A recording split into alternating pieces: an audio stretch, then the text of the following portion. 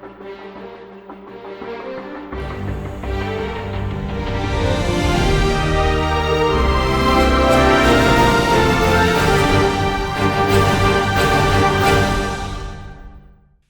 bendiga a su pueblo en esta mañana. Es una mañana gloriosa, un día glorioso porque Dios lo ha hecho para que nosotros nos gloriemos o nos gocemos en Él. Eso es parte de lo que venimos a hacer el domingo en la mañana, es proclamar lo que Dios es y gozarnos en todo lo que Él ha hecho y en todo lo que Él es por nosotros. En el día de hoy nosotros, como habíamos anunciado, estamos cerrando el capítulo 8 del libro de Romanos, quizás el capítulo más rico en bendiciones y afirmaciones para todos los hijos de Dios. Y de ese capítulo, el texto que nosotros tenemos por delante es probablemente el pico, no solamente del capítulo, sino de toda la Biblia, si nos imaginamos la Biblia como una cordillera, por así decirlo. De manera que tenemos que recordar algunas cosas que ya dijimos la semana anterior.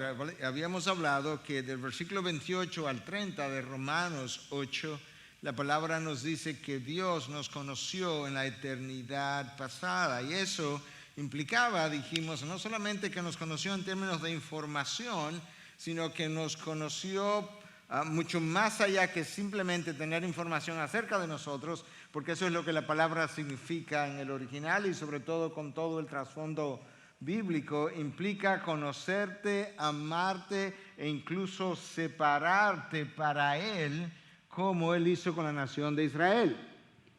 Nos conoció, pero Dios también nos predestinó y dijimos que Dios nos había predestinado desde toda la eternidad para que cada uno de nosotros pudiera ser conformado a la imagen de su Hijo y que todas las cosas estaban cooperando para bien, precisamente para ver en mí, al final de mi historia, una persona que va a lucir como su Hijo luce hoy. Seremos como Él es, dice la palabra. Y que a esos entonces que Él conoció y a esos que Él predestinó, Él entonces llamó. Y vimos también cómo Dios nos había no solamente extendido una invitación, sino que nos había capacitado y equipado para responder a dicha invitación. De tal manera que escuchada la invitación, yo iba a tener no solamente la capacidad de respuesta, sino también la motivación para decir, sí, yo quiero entrar a tu reino. Nos llamó y dijimos que eso llamábamos el llamado eficaz y no un llamado general. Y que a eso que Dios llamó, Dios también justificó. Y hablamos de eso, de que Cristo en la cruz, cuando derramó sangre, Él no nos hizo simplemente justificables, como que no simplemente creó la posibilidad de que yo llegara a ser justificado, sino que Él literalmente llegó a justificarme y que lo único que faltaba en el tiempo era la aplicación de la justificación a mi vida, el día que yo pudiera extender o abrazar su reino y proclamarle Señor y Salvador. Y que finalmente esa cadena de 5 cosas que Dios hizo desde la eternidad pasada implicaba también el último peldaño, la glorificación, que aquellos que Él conoció los llevó hasta glorificarlos. Y aunque eso es algo que es todavía futuro para nosotros, eso es algo que en la mente de Dios ya es una realidad. Y de todo eso habla Pablo acerca de la obra de Dios a nuestro favor. Con esa idea es que él abre entonces el próximo texto con una pregunta cuando dice, entonces, ¿qué diremos a esto? ¿Qué vamos a decir? ¿Cómo vamos a responder a todo eso que Dios ha hecho? Y en realidad es más que lo que yo acabo de revisar. Pablo está concluyendo, si pudiéramos tener el tiempo para verlo, toda una sección desde el capítulo 5 al capítulo 8, y está diciendo, dado todo esto que Dios ha hecho, que está descrito en el capítulo 5, 6, 7 y 8, ¿qué diremos a esto? De manera que Pablo está como alcanzando la cima de lo que él viene desarrollando por 4 capítulos cuando llega a esta parte que vamos a estar leyendo hoy a partir del versículo 31 hasta el final. Entonces, dice Pablo, ¿qué diremos a esto? Si Dios está por nosotros, ¿quién estará contra nosotros? El que no negó ni a su propio Hijo, sino que lo entregó por todos nosotros, ¿cómo no nos dará también junto con Él todas las cosas? ¿Quién acusará a los escogidos de Dios? Dios es el que justifica. ¿Quién es el que condena? Cristo Jesús es el que murió, sí, más aún el que resucitó, el que además está sentado a la diestra de Dios, el que también intercede por nosotros. ¿Quién nos separará del amor de Cristo? ¿Tribulación? ¿O angustia? ¿O persecución? ¿O hambre? ¿O desnudez? ¿O peligro? ¿O espada?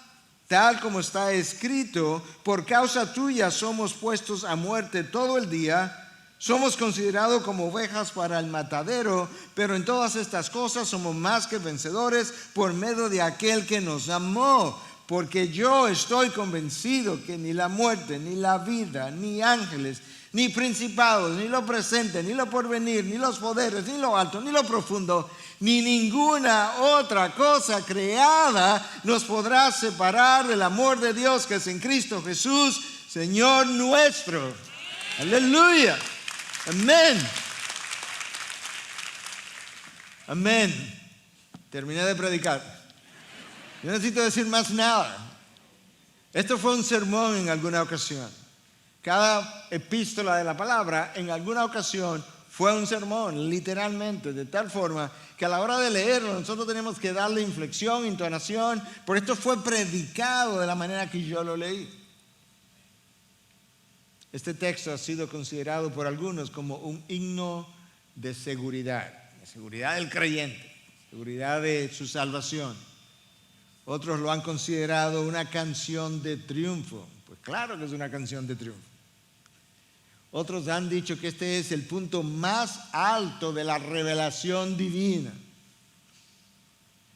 James Montgomery Boyce murió en el año 2000, pero una de las grandes figuras del siglo XX.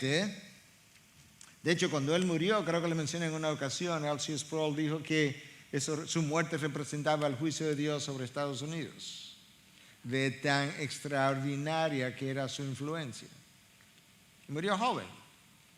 Bueno, Montgomery Boyce, haciendo referencia a este pasaje, piensa en las montañas Himalayas del Oriente, la cadena de montañas más alta de toda la tierra.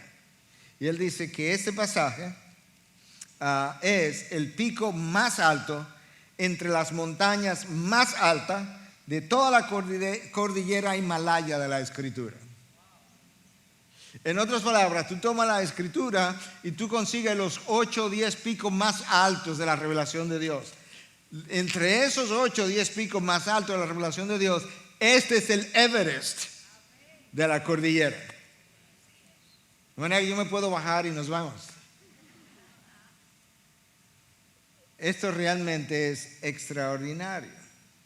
Y Pablo está diciendo, dado todo lo que yo vengo enseñándote por 4 capítulos y que ahora estoy cerrando, ¿qué diremos a esto? Lo que Pablo está haciendo con esa primera pregunta, Pablo va a darnos 7 preguntas en el texto que yo acabo de leer. Él nos dio primero 5 afirmaciones. Dios nos conoció, y si nos conoció, pues nos predestinó, nos llamó, nos justificó, nos glorificó. Dadas esas 5 afirmaciones, él tiene ahora 7 preguntas para nosotros y las vamos a ver una por una. Pregunta número 1, ¿qué diremos a esto? Esto es una invitación a reflexionar acerca, a rumiar las verdades que él ha estado desempacando. ¿Cómo es que vamos a responder a esta increíble, enorme gracia de parte de Dios? ¿Cuál es la respuesta que tú y yo le vamos a dar? Para Pablo es inconcebible que habiendo sido conocido, predestinado, llamado, justificado y glorificado, que ahora nosotros respondamos de una forma endeble, considerando que nosotros éramos personas mortales, pecadoras, enemigos de Dios, Y entonces, dado todo esto que Dios ha hecho por personas como nosotros, Él está diciendo, ¿y qué diremos a esto? Y lo que Él hace con esa primera pregunta, que es como una pregunta retórica, porque Él no le estaba esperando respuesta de parte de su audiencia, es que Él comienza a responderla con otras preguntas y algunos comentarios. Entonces la pregunta número 1 es, ¿qué diremos a esto? Y esta es la pregunta número 2. Si Dios está por nosotros, ¿quién estará contra nosotros? Lo que Pablo quiere que yo considere es que si el creador del universo, Señor de toda la creación, soberano sobre todo lo creado en el mundo material y espiritual, si la persona que está en control de todo lo que se mueve en el mundo físico y espiritual está a favor de nosotros, ¿quién en tu imaginación más libre pudiera estar contra ti? Alguien pudiera decir, bueno, pastor, yo he leído en la palabra que Satanás está contra nosotros porque nosotros representamos como un punto de envidia para él, porque nosotros vamos para el reino de los cielos y de ahí lo expulsaron a él. Bueno, él pudiera estar contra nosotros. Otros pudieran decir, bueno, yo también he leído que el mundo está contra nosotros, porque para el mundo nosotros representamos la oposición o la resistencia. Eso es verdad. Otros pudieran decir, pastor, pero yo he leído que aún la carne se opone a los deseos del espíritu. Bueno, eso es cierto. Pero lo que Pablo está diciendo, en última instancia, la pregunta, recuerden que hay un espíritu de la ley y una letra de la ley. Bueno, la letra de la ley es ¿quién podrá estar contra nosotros?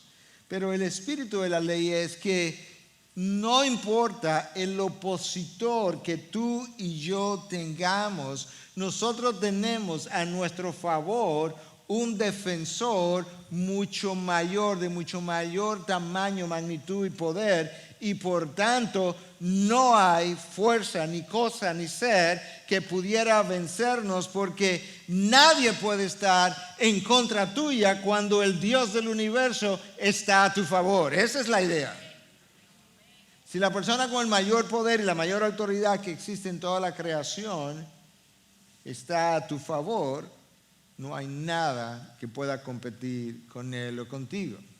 La manera como yo le he dicho en otras ocasiones es que si Dios está contigo, no importa quién no esté. Y si Dios no está contigo, pues no importa quién esté. ¿Entendiste?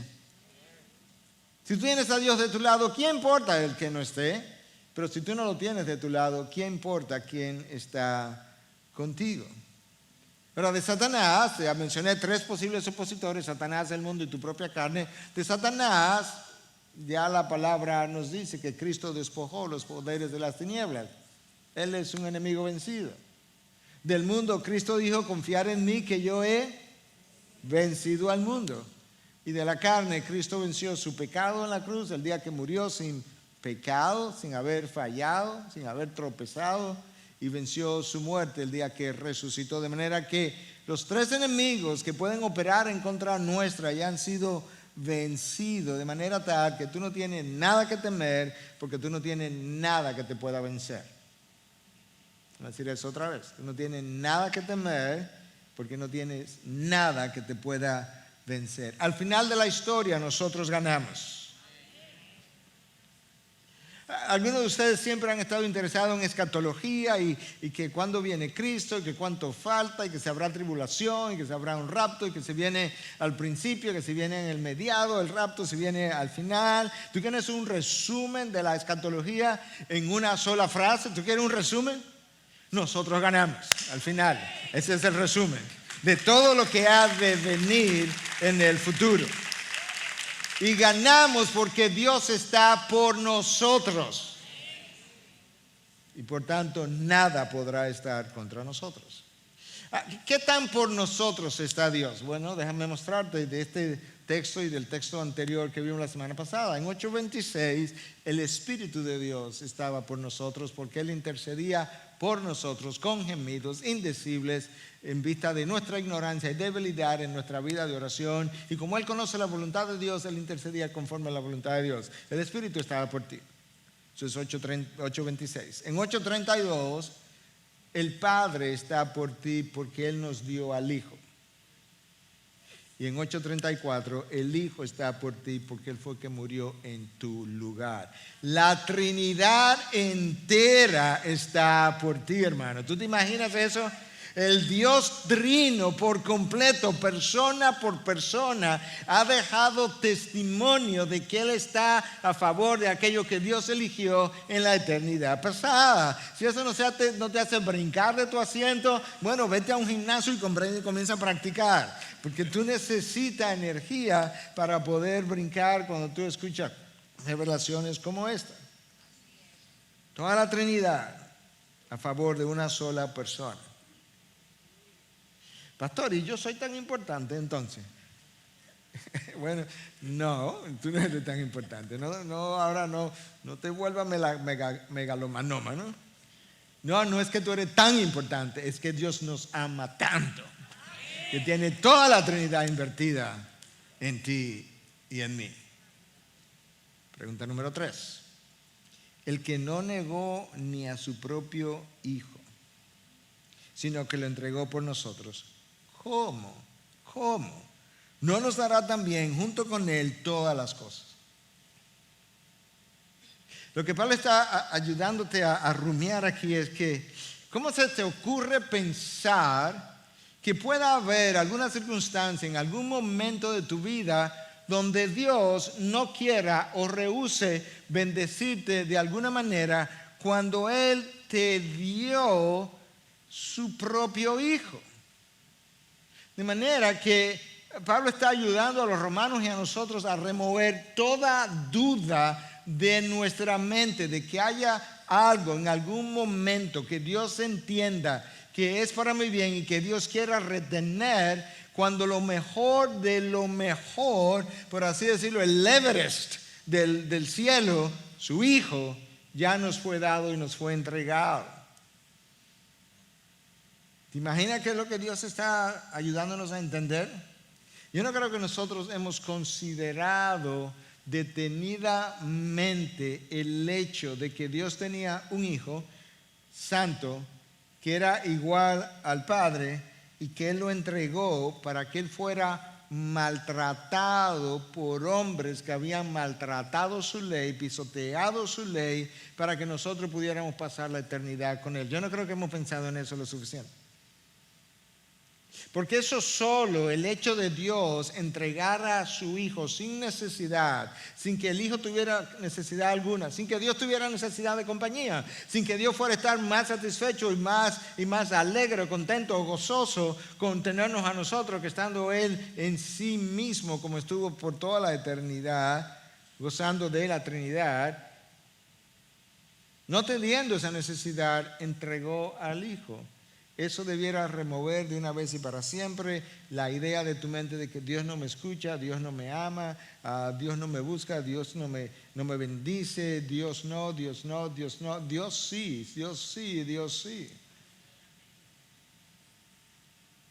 Juan Calvino, ayudándonos a entender mejor este texto, ayudándonos a entender de qué manera es que Pablo está ayudándonos a confiar en ese Dios que ya dio a su Hijo.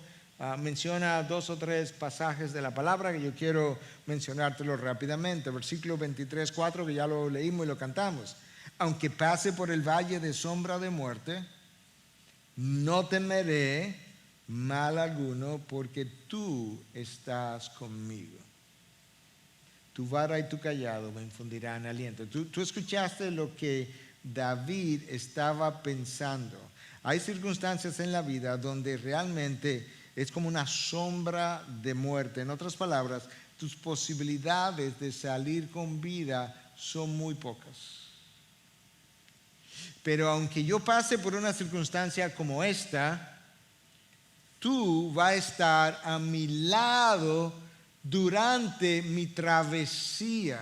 Y no solamente va a estar a mi lado, tú vas a estar a mi lado de tal manera que tu vara y tu callado me infundirán aliento. Cuando yo esté a punto de desesperar en medio de mis circunstancias. ¿Y cómo yo sé que eso es así? Porque te dio al Hijo. Y si te dio al Hijo, ¿cómo es que no te va a dar su compañía en esos momentos? El Hijo experimentó la soledad sin el Padre para que tú y yo jamás, nunca, en ningún momento de la vida tuviéramos que experimentar la soledad que el Hijo experimentó en la cruz. Salmo 56:11. En Dios he confiado. Y entonces, ¿cuál es la consecuencia de eso? Una y otra vez hemos estado meditando con el equipo de trabajo acerca de y con ustedes también, acerca de considerar las implicaciones de lo que la palabra dice. El salmista dice, en Dios he confiado. Entonces, ¿cuál es la implicación de eso? No temeré. ¿Y hay alguna otra implicación, pastor? Escucha lo que el salmista dice. ¿Qué puede hacerme el hombre? Si yo he confiado en ti, y nadie puede estar contra mí, si tú estás por mí, entonces ¿qué es lo que el hombre me puede hacer? Salmo 3:6. No temeré a los 10 millares de enemigos que se han puesto en derredor contra mí. Hay una canción que celebra eso. Pueden haber 10,000 hombres a mi alrededor, no lo temeré. Pero ¿cuál es la razón? Porque si Dios está por mí, ¿quién puede estar contra mí? Pablo quiere que el creyente tenga la confianza de que el Dios que entregó a su Hijo hará todo lo necesario para garantizar que aquella persona que fue conocida en la eternidad pasada atravesará toda su vida hasta llegar a su presencia, y que Él va a mover cielo y tierra, ángeles y principados y todo lo que Él tenga que mover para garantizar que su elegido arribe seguro a casa. Pastor, pero hay tribulaciones serias en este mundo. Sí, Él dijo que en este mundo tendríamos tribulación. Él no nos garantizó un vuelo sin turbulencia. Lo que Él garantizó fue un aterrizaje seguro. En las alturas se va a mover el avión. Lo que yo te voy a garantizar es que a la hora de aterrizar va a ser como un colchón que tú ni lo vas a sentir. Después de que Dios ha hecho eso, ¿qué es lo que Dios no va a hacer? Escucha cómo Pablo entonces hace la pregunta. ¿Cómo no nos va a dar todas las cosas? Esa es la tercera pregunta que estamos considerando. Si ya nos dio al Hijo, ¿cómo es que no nos va a dar todas las cosas? ¿Cómo se te ocurre? Todas las cosas relativas a la salvación y a la piedad. Todas las cosas para que tú no te pierdas en el camino. Todas las cosas para que tenga verdadera vida abundante. Pregunta número 4.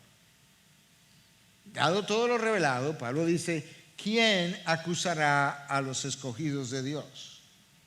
Y luego hay un comentario. Dios es el que justifica. En una corte judicial hay varios individuos que se supone que estén. Y frecuentemente siempre habrá un acusado, frecuentemente habrá un fiscal, dependiendo del caso, pero en estos casos que tienen que ver con el gobierno, pues habrá un fiscal que representa el gobierno. Y en estos días hemos estado oyendo mucho de eso, no solamente aquí, pero también en los Estados Unidos. Y luego hay un juez. Entonces la pregunta aquí que Pablo hace es, ¿quién acusará a los escogidos de Dios? O sea, los escogidos de Dios estaríamos ahí como los posibles acusados. Y es como si él estuviera preguntando, ok, ¿dónde está el fiscal? ¿Dónde está el fiscal que ha de acusar a los escogidos de Dios? Bueno, la palabra dice que Satanás es el acusador por excelencia, pero él no tiene autoridad para acusarnos. De hecho, desde el Antiguo Testamento ha sido revelado que a pesar de que él es el acusador, él no tiene autoridad para acusar a los hijos de Dios. ¿Tú recuerdas el texto en el libro de Zacarías capítulo 3? En el libro de Zacarías capítulo 3 hay una escena donde aparece Josué, el sumo sacerdote. No Josué el que cruzó el Jordán y entró a la tierra prometida, sino el sumo sacerdote que viene con el pueblo judío desde Babilonia en su primer regreso. Hubo 3 regresos, él regresó en el primero con Zorobabel, ese es Josué. Y Josué está allí en esa escena, es como una visión representando a toda la nación de Israel. De manera que lo que se diga en este pasaje de Josué se está diciendo de Israel. Y esto es lo que el pasaje dice, escuche. Entonces me mostró al sumo sacerdote Josué, dice Zacarías, como una visión, que estaba delante del ángel del Señor. El ángel del Señor representa a Cristo, ¿no? Y Satanás estaba a su derecha para acusarlo. Ok, ahora esto sí se pone bueno. Está Josué el acusado, está el acusador, Satanás, y está el ángel del Señor identificado como Cristo. ¿Qué tú piensas que hizo el ángel del Señor? Es como que en esa escena el fiscal era Satanás. Y el ángel del Señor dijo a Satanás, el Señor te reprenda, Satanás. Repréndate el Señor que ha escogido Jerusalén. El sumo sacerdote está representando a Jerusalén, a Israel. ¿No es este un tizón arrebatado del fuego? Josué estaba vestido de ropas sucias, ese es su pecado, en pie delante del ángel. Y este habló, ¿quién habló? Cristo, el ángel del Señor, y dijo a los que estaban delante de él, quítenle las ropas sucias, quítenle su pecado. Y él le dijo, mira, he quitado de ti tu iniquidad. Nota como las ropas sucias son su iniquidad. He quitado de ti tu iniquidad y te vestiré con ropas de galas. Después dijo que le pongan un turbante limpio en la cabeza, y le pusieron un turbante limpio en la cabeza y le vistieron con ropas de gala, y el ángel del Señor estaba allí. Wow. Allí estaba Josué representando a la nación de Israel. Estaba Satanás trayendo a colación todos los pecados de la nación de Israel como para que Dios desechara a sus remanentes de una vez y por siempre. Y está como enrostrándole en el rostro a la nación. Esta es la nación sacerdotal que tú escogiste con todos estos pecados. Y el ángel del Señor le dice que el Señor te reprenda, Satanás. Repréndate el Señor. Este es uno de mis elegidos. Es como un tizón arrebatado del fuego. De manera que en la corte celestial hay una corte, habrá un juicio. Va a haber un fiscal. Pero Satanás no va a entrar a la corte celestial en ese día, porque él entra como acusado, ¿no? O sea que él no puede ser el fiscal. Entonces, ¿quién es el posible fiscal? ¿Quién es quien tiene la autoridad en el cielo y en la tierra? ¿Quién nos envió a hacer la gran comisión? Cristo. Pero resulta que ya dijimos que Cristo está por ti. De manera que tú vas a estar en el último día ante el trono de Cristo para rendir cuentas, pero resulta que el fiscal está a favor tuyo. ¿Te imaginas una corte en la que tú entres como acusado y dices, tranquilo, porque el fiscal, cuando él se pare, él va a declarar a tu favor? ¿A dónde tú vas a encontrar una cosa semejante? Y el texto dice, ¿quién acusará a los elegidos de Dios? La razón por la que el fiscal no te va a acusar en la corte celestial es porque ellos son los elegidos de Dios. Y ¿sabes qué? Él fue y murió por ti. ¿Cómo es que él te va a acusar después que murió por ti, derramó sangre y te limpió? Y si tú no piensas que realmente no tenemos un abogado fiscal en el cielo, Juan nos dice en su primera carta, en 2:1, que Cristo es nuestro abogado defensor. Y dice inmediatamente después que si alguien peca, abogado tenemos frente al Padre. Eso es increíble. Que cuando yo peco, yo tengo un abogado frente al Padre, que cuando yo oro, dice, Padre, tengo que ayudarlo. Porque él tiene una naturaleza caída. Todavía él está peleando, luchando. Yo derramé sangre por ese pecado. Tú estás en una corte donde el fiscal está a tu favor. Por eso es que déjame desarrollar la próxima pregunta para decirte lo que iba a decir ahora. Pregunta número 5. ¿Quién es el que condena? Tú sabes quién condena en una corte, ¿verdad? ¿Quién condena? El juez. Hay un fiscal, hay un juez. ¿Quién es que condena? Pablo dice, déjame comenzar a responder. Cristo Jesús es el que murió, sí, más aún el que resucitó, el que además está a la diestra de Dios, el que también intercede por nosotros. De manera que en esta corte judicial hay un acusado, hay un fiscal y hay un juez.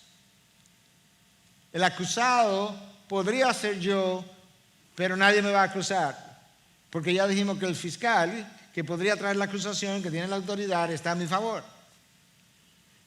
Pero ¿qué es del juez? ¿Quién es el que condena? ¿Quién acusará a los elegidos de Dios? Bueno, resulta que Cristo nos dice en Juan 5:22 que el Padre a nadie juzga. Ajá, ¿y entonces? Sino que ha dado todo juicio al Hijo. O sea que el fiscal y el juez son la misma persona. Son la misma persona. Y el fiscal está a favor tuyo. Y el juez está a favor tuyo. Entonces ni hay acusación ni hay condenación. Eso es lo que Pablo dice en Romanos 8. No hay condenación para aquellos que están en Cristo Jesús. No la hay. Él no lo va a hacer. Él murió por ti. Él murió para librarte de la condenación. ¿Cómo te va a condenar al final cuando no lo hizo al principio, sino que te liberó? ¿Quién es el que condena? Pablo dice, bueno, Cristo el que condena, pero resulta que Él murió por ti. Y no solamente murió por ti, Él resucitó por ti. Y no solamente murió y resucitó por ti, resulta que Él está a la diestra del Padre ahora. Y no solamente está a la diestra del Padre, que representa la posición de autoridad, Él está a la diestra del Padre intercediendo por ti. Entonces, ¿cómo es que Él es el que te va a condenar al final del camino? No hay condenación.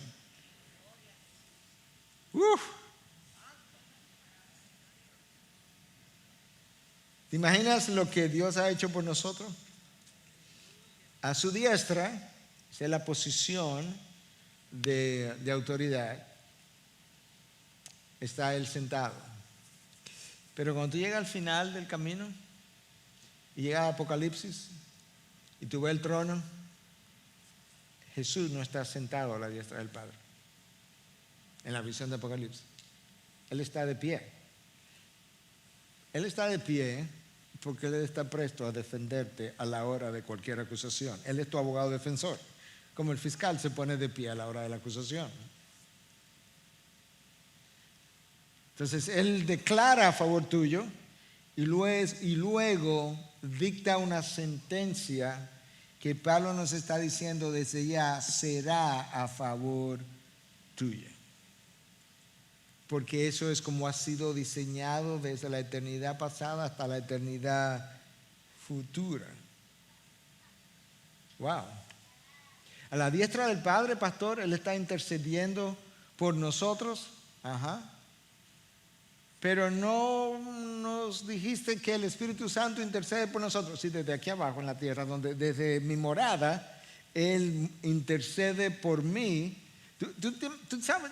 ¿Tú te has percatado de cómo es que la Trinidad se ha invertido en ti? Desde la tierra, la tercera persona de la Trinidad intercede con gemidos indecibles. Y cuando esos gemidos llegan allá arriba, se encuentran con Cristo que está a la diestra del Padre, intercediendo también ante el Padre, también por ti. ¡Wow! ¿Cómo vamos a responder a todo esto? Por eso que la primera pregunta de estas 7 preguntas que Pablo hace es, ¿qué diremos entonces? ¿Qué es lo que cómo es que vas a responder a toda esta revelación que yo te he traído? En la corte judicial celestial, el Hijo está en control de todo. Él es el fiscal, Él es el juez, Él acusa pero no acusa a los hijos de Dios y Él dictamina la sentencia. De hecho, 2 Corintios 5:10 dice que todos compareceremos ante el tribunal de Dios, de Cristo. Sí, no se llama el tribunal de Dios. ¿Sabe por qué? Porque Dios le dio todo juicio. Cristo dijo en Juan 5:22, el Padre no juzga a nadie, sino que le dio todo juicio al Hijo. Y ahora entonces, todos compareceremos ante el tribunal de Cristo para rendir cuenta de todo lo que hayamos hecho, sea bueno, sea malo. Pero el fiscal y el juez están a mi favor. Este es el único tribunal en todo el universo donde tú puedes encontrar una cosa semejante. Déjame decírtelo en buen dominicano. Nuestros hermanos internacionales quizás no entiendan, pero tú vas a entender habiendo dicho todo lo que yo he dicho. Hermano, tú vas en coche. Ese es el resumen de todo lo que yo he dicho. Tú vas en coche. Entonces no me diga que esta vida es tan complicada, tan difícil, tan pesada. No, tú vas en coche. Tú tienes la Trinidad entera invertida en una sola persona y eres tú. Como dirían en inglés, you got it made. Tú lo tienes hecho. Wow. Del versículo 31 al 34, esto es lo que Pablo hace. Es lo que he venido haciendo hasta ahora. No hemos entrado al 35. Pablo dice, mira, considera la obra de Dios a favor tuyo. Te conoció, te predestinó, te llamó, te justificó, te glorificó. Y luego nos dice aquí, Cristo vino y se encarnó, murió por ti, resucitó, está a la diestra del Padre, intercede por ti. Todo esto es la obra de Dios, versículo 31 al 34. Del versículo 35 al 39, lo que Pablo te está diciendo ahora es, considera el amor de Dios. ¿Ok? Considera primero la obra de Dios, pero la obra de Dios habla del amor de Dios. Entonces, ya que consideraste la obra de Dios a favor tuyo, yo quiero invitarte ahora a que consideres el amor de Dios, porque es el amor de Dios de este lado lo que motivó la obra de Dios de este lado. ¿Me entendiste? ¿O no me entendiste? Ok. La obra de Dios. Dios está por nosotros, versículo 31. Dios entregó a su Hijo por nosotros, versículo 32. Dios es quien justifica, versículo 33. Y Cristo Jesús, el que murió, resucitó y está a la diestra del Padre intercediendo por nosotros, versículo 34. ¿Ok? La obra de Dios. Ahora vamos a ver el amor de Dios. Pregunta 6. Comienza la exploración del amor de Dios. ¿Quién nos separará del amor de Cristo? Esta pregunta obedece a la inseguridad que a veces experimenta un verdadero hijo de Dios, porque hay personas que se consideran cristianas que no lo son y experimentan esta inseguridad y con razón la deben experimentar. Pero un verdadero hijo de Dios a veces también se siente en la inseguridad de que, tú sabes que, ¿qué si yo al final hice, no hice, caminé así, caminé asado? Y si al final yo no paso el estándar y cuando me examinen me queman. Pablo está diciendo, hermano, ¿quién te puede separar del amor de Cristo? Si en la eternidad pasada Él hizo algo por ti con la intencionalidad de que se completara, ¿cómo tú piensas que puede haber algo, puede ocurrir algo en algún momento, en algún lugar de tu historia, de tu existencia, que te pueda separar del amor de Dios? Esa pregunta como que es innecesaria, porque Dios no tiene rival. Y ya dijimos que si Dios está por nosotros, ¿quién pudiera estar contra nosotros? Entonces lo que Pablo hace para contestar la pregunta número 6, ¿quién nos separará del amor de Dios? Es que él hace otra pregunta para que tú puedas ver que él ha considerado todas las posibilidades de cosas que te pudieran separar del amor de Dios. Entonces él comienza. Esta pregunta número 7, signo de interrogación: tribulación o angustia, persecución o hambre, o desnudez, o peligro, o espada. Ahí hay 7 circunstancias que Pablo las ha vivido todas, descritas por él. Y él comienza a considerarla una por una. Entonces déjame repetírtela, pero una a una, y comentarla brevemente una por una. Pablo dice, tribulación. Bueno, la respuesta es, ¿pudiera el creyente pasar por una tribulación tan grande que venza su fe y que él abandone la fe? No. Porque Pablo le dice a los Corintios en su segunda carta, capítulo 1, que Dios, bendito sea el Dios Padre de nuestro Señor Jesucristo, escucha, quien nos consuela en toda tribulación nuestra, para Él enseñarnos lo que es la consolación y que nosotros podamos enseñar a otros a consolar, para que nosotros podamos consolar a otros con el mismo consuelo que hemos sido consolados. De manera que en la tribulación, quien me acompaña y me consuela es el mismo Padre Dios de misericordias, dice Pablo. La tribulación no te va a vencer. De hecho, esto es lo que quizás Pablo tenía en mente, Isaías 43, 2 y 3. Cuando pase por las aguas, yo estaré contigo. O sea, tú no vas a estar en ningún momento solo. Pastor, es que yo siento que Dios me ha dejado solo. ¿En serio?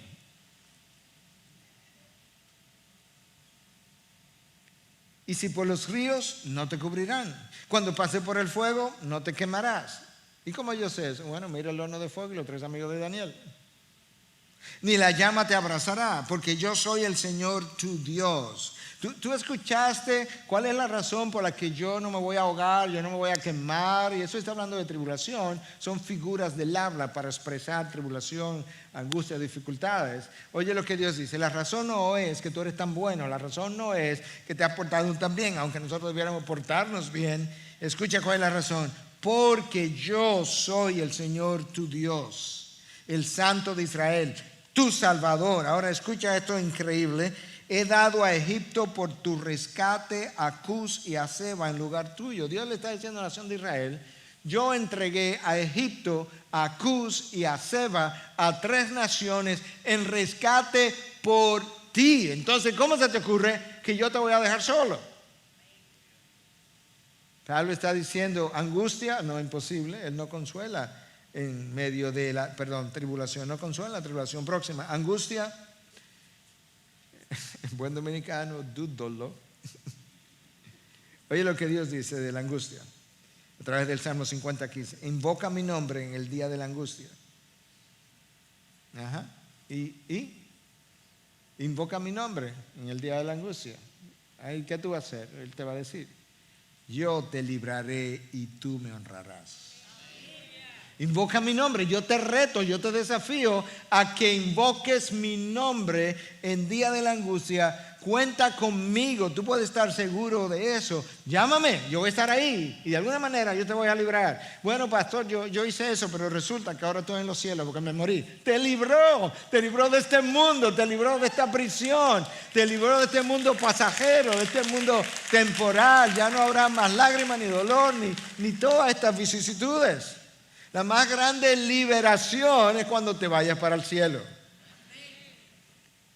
Ayer hablábamos en mi casa en un momento dado acerca de algo en particular. Y yo dije: no, Dios me puede mandar a buscar ya ahora mismo. Persecución, dice Pablo. O sea, no se podría desatar una... Estamos hablando de que la persecución viene de camino. Y créeme que viene de camino.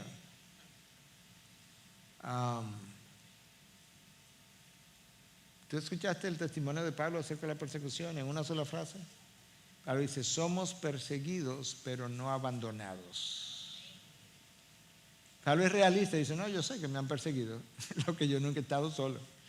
Yo he corrido, yo he dado, en buen dominicano, yo he dado pata en este mundo, pero cada vez que miraba para el lado, ahí estaba Cristo conmigo.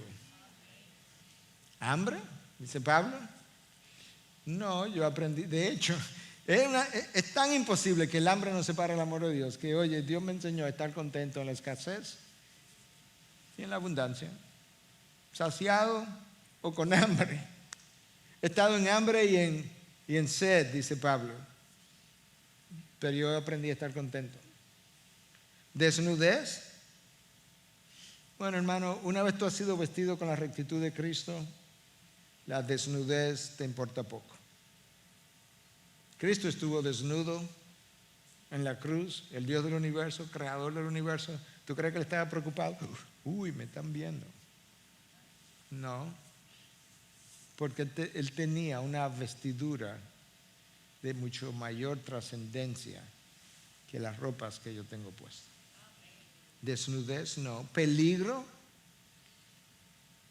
La amenaza del peligro pudiera en un momento dado hacer que yo salga corriendo y abandone a Dios, abandonen la carrera. Bueno, escucha a Pablo en 2 Corintios 11, 26, 27. Escucha su propio testimonio. Con frecuencia en viajes, en peligros de río, peligro de salteadores, peligro de mis compatriotas, peligro de los gentiles, peligro en la ciudad, peligros en el desierto, peligros en el mar, peligro entre falsos hermanos, en trabajos y fatigas, y en muchas noches de desvelo, en hambre y sed, con frecuencia sin comida, en frío y desnudez. ¿Tú piensas que Pablo abandonó la fe? No, porque justamente antes de esto Dios le había dicho: Pablo, ¿sabes qué? Bástate mi gracia. Mi gracia es suficiente para el peligro, para la sed, para el hambre, para la desnudez, para la carencia, para las dificultades, para la tribulación, para la persecución.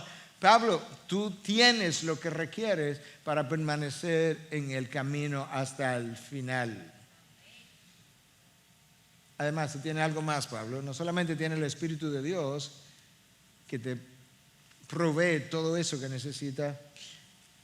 Aquí arriba tú tienes un sumo sacerdote que se compadece con nosotros o por nosotros en todas esas circunstancias, porque al igual que nosotros, Él fue tentado en todo. Desnudez, Él estuvo en la cruz desnudo. Hambre, estuvo en el desierto 40 días sin comer. Peligros, lo vivían persiguiendo hasta que lo crucificaron. Peligros de hermanos, sí, los judíos. Peligro de gentiles, sí, Pilatos y Herodes. Cuando Pablo escribió a los romanos, a los corintios, bueno, a ambos. Cuando le escribió a los corintios acerca de estas experiencias y luego le escribió a los romanos de que si podría haber alguna circunstancia que nos separe del amor de Dios, él estaba hablando por experiencia personal. Tú y yo estamos leyendo ahora, pero puede ser que tú y yo no hayamos estado en estas cosas que Pablo estuvo, en estos peligros. Y nosotros podemos quizás leerle el texto a alguien, como yo te lo leí a ti, y alguien pudiera decirme: pastor, pero usted no ha estado ahí. Sí, es verdad. Así como Pablo describió, no, yo no he estado, nunca. Ojalá no tenga que estar. Pero a Pablo tú no le podías decir eso, porque Pablo te diría: no, yo estoy escribiendo dada mi experiencia en los peligros, en la angustia, en la vicisitud, en la tribulación, en la persecución, y yo te estoy diciendo de qué manera su gracia me fue suficiente. Entonces, dado que la Trinidad entera está a favor nuestro, Pablo ahora va a terminar con dos ideas. Una es la admisión de la realidad y la otra es la actitud ante esa realidad.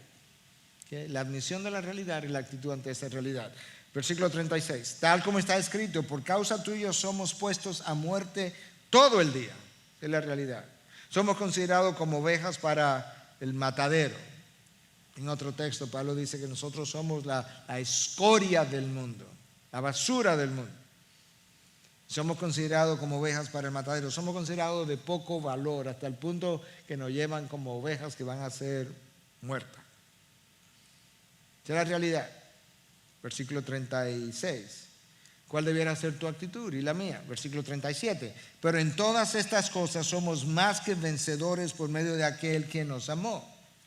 Dios nos da el poder para pasar por esas vicisitudes hasta el punto que nosotros vencemos, y al vencer no necesariamente implica que no voy a perder la vida, porque tú puedes mirar a la cruz y ver cómo Cristo perdió la vida, pero en la cruz Él venció la muerte, venció el pecado primero, cuando murió sin pecado, y en la resurrección venció la muerte. Y cuando tú resucites, tú habrás vencido también el pecado y la muerte, porque cuando Él murió, tú moriste; cuando Él resucitó por ti. Yo te dije que al final nosotros ganamos.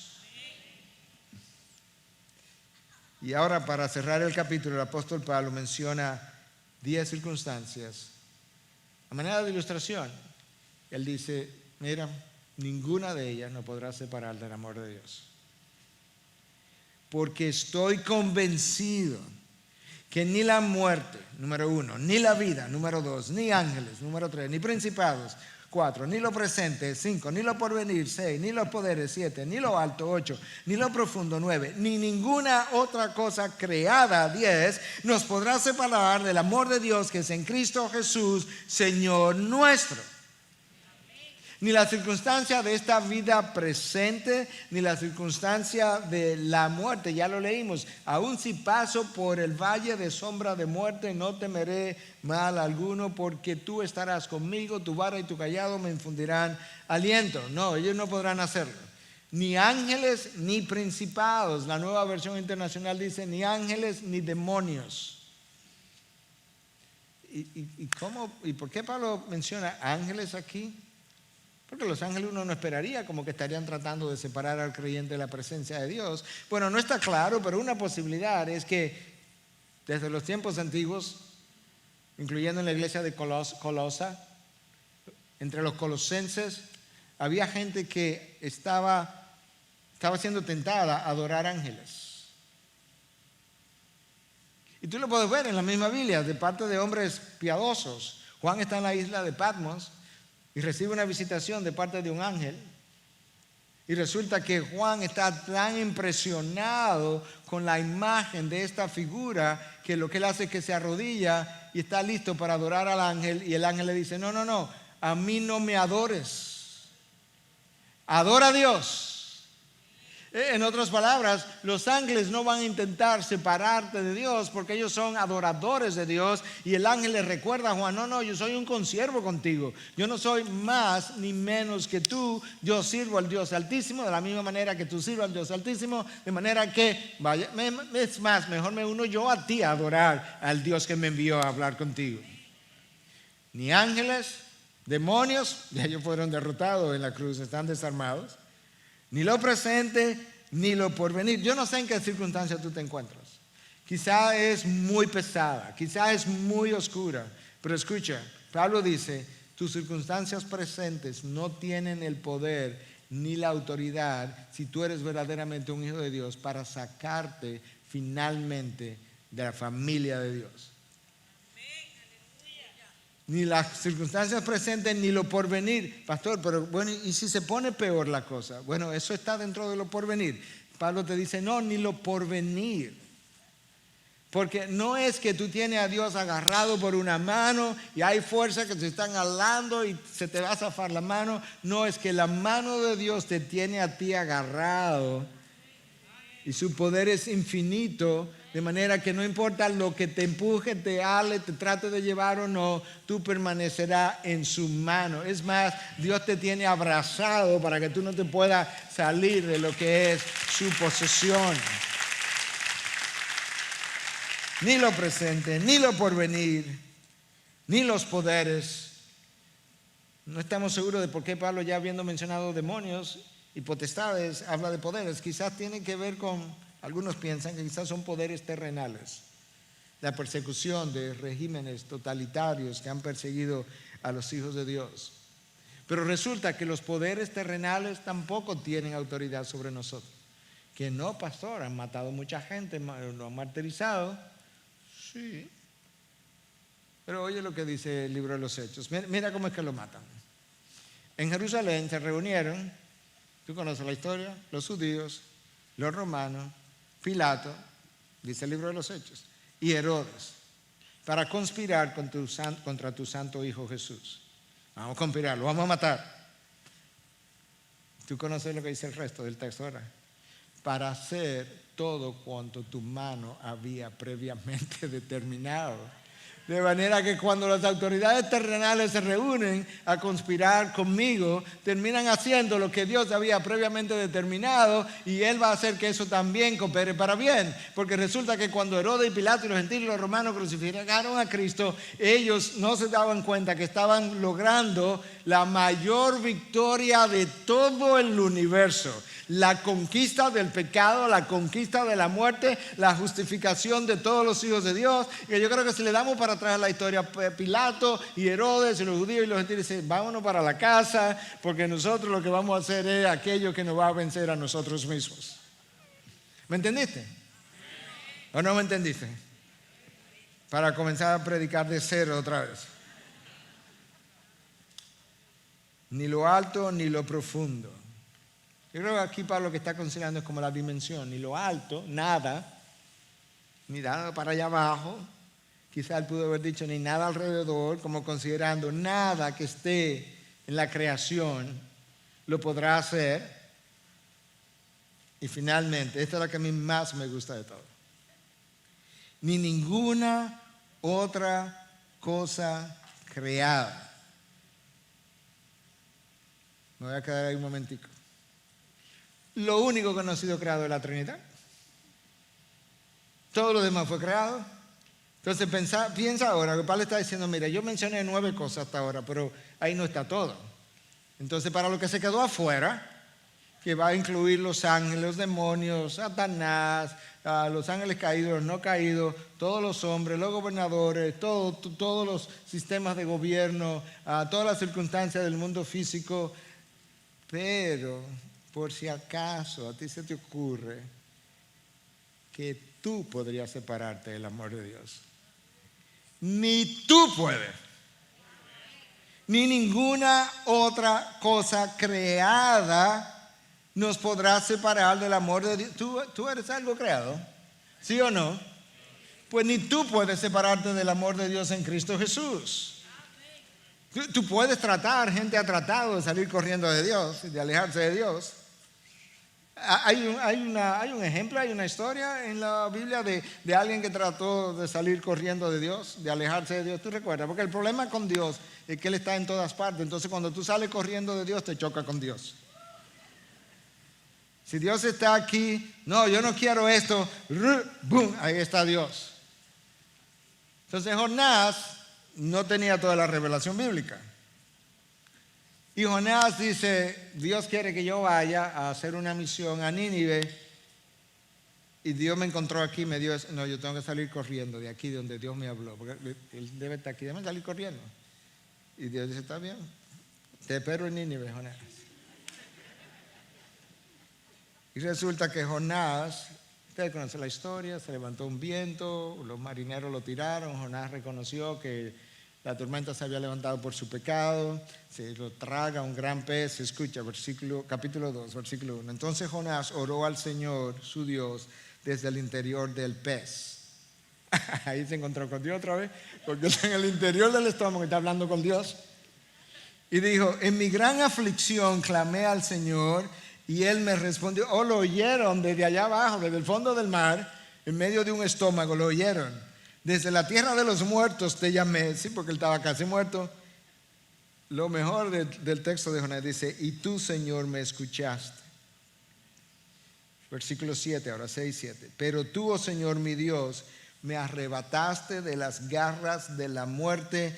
Cuando la vida se me escapaba, recordé al Señor, elevé mi oración sincera, ahí estaba, tenía que ser sincera, hacia ti en tu santo templo. Y escucha cómo Jonás concluye en el versículo 9, pues mi salvación viene solo del Señor. Salí corriendo del Señor, me tragó un pez, clamé a Dios desde el pez y me encontré con el Señor en el interior del pez, clamé a Él, me escuchó y resulta que mi salvación vino del Señor. De hecho, cuando tú y yo no conocíamos a Cristo, estábamos en el mundo corriendo de Dios, saliendo corriendo del Señor para que no nos alcanzara. Y como Dios corre más rápido que nosotros, Él salió corriendo detrás de nosotros, nos alcanzó, nos salvó. Y ¿sabes qué? Dios te salvó de ti mismo. Dios salvó a Jonás de Jonás. Dios nos salva de nosotros mismos, nos salva de su ira, porque cuando hablamos de salvación, nunca se piensa de qué es que me está salvando, pero Él es el que me condena, de manera que Dios me salva de Él para Él. Dios me salva de la ira de Dios para darme entonces la gracia de Dios. Y por eso es que Pablo dice, estoy convencido que ni la muerte, ni la vida, ni los ángeles, ni principados, ni lo presente, ni lo porvenir, ni los poderes, ni lo alto, ni lo bajo, ni ninguna otra cosa creada podrá separarme del amor de Dios que es en Cristo Jesús, Señor nuestro. No, nadie nos va a separar. Él nos llamó, nos predestinó, nos justificó, nos glorificó. Él dio a su Hijo muere en mi favor, resucita en mi favor, asciende a los cielos, intercede a mi favor, me da la morada del Espíritu, que también intercede a mi favor. Dios es quien me elige, el Padre, el Hijo, el Espíritu Santo, todo interesado en que yo llegue a casa, todos los tres orquestando que todas las cosas cooperen para bien, para que yo llegue a su presencia, de manera que yo puedo transitar por esta tierra en medio de la tribulación, en medio de la dificultad, tranquilo, sostenido en el poder de Dios, en el poder del Espíritu, precisamente porque para eso Dios me ha dado su Espíritu, para que me ministre, me sostenga, para que me recuerde las verdades y las promesas que Él me ha hecho, de tal forma que yo pueda correr sin tropezar, sin caerme, sin desviarme, y aun cuando yo me tropiezo y me caigo, Dios está ahí para levantarme y recordarme que tengo que seguir corriendo, porque hay una morada que me está esperando, hay una línea final que tengo que cruzar, y cuando yo llegue ahí, yo también podré decir: yo he corrido, yo he peleado la buena batalla, yo he terminado la carrera, y ahora ya estoy listo para ser derramado como una ofrenda de libación. Que Dios nos encuentre corriendo bien, que Dios nos encuentre meditando en sus grandes verdades, el Dios soberano, el Dios que dio a su Hijo, el Dios que nos limpió.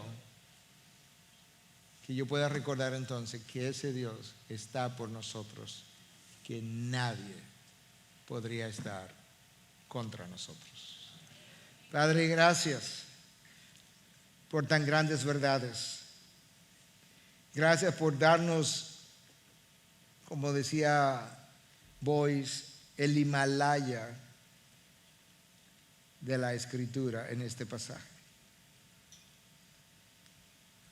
La revelación de Dios no va más alta que lo que acabamos de escuchar.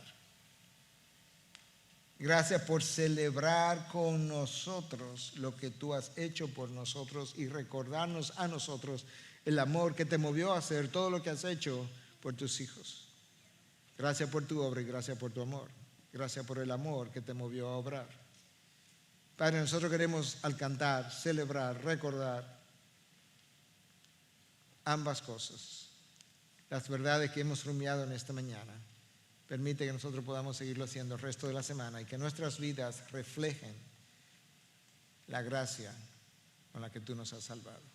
En Cristo Jesús. Y su pueblo dice amén. Bendiciones. Gracias por acceder a este recurso. Espero que haya sido de gran bendición para tu vida.